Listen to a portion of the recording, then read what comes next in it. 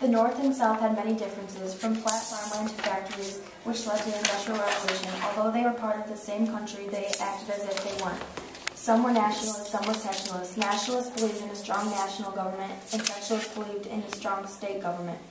The North had factories. Factories offered many jobs and brought millions of people to the U.S.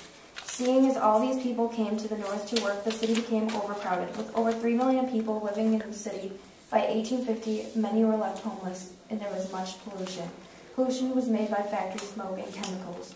Pollution wasn't a big deal until the Industrial Revolution.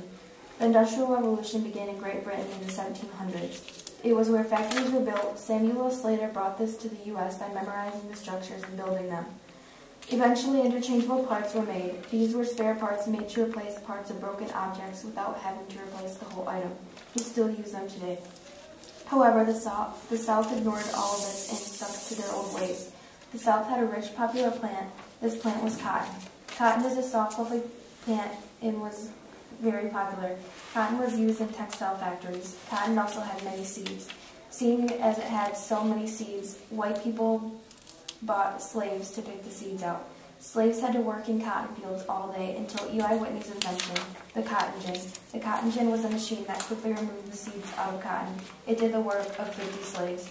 Slaves were bought by going to auctions. During auctions, many families were torn apart.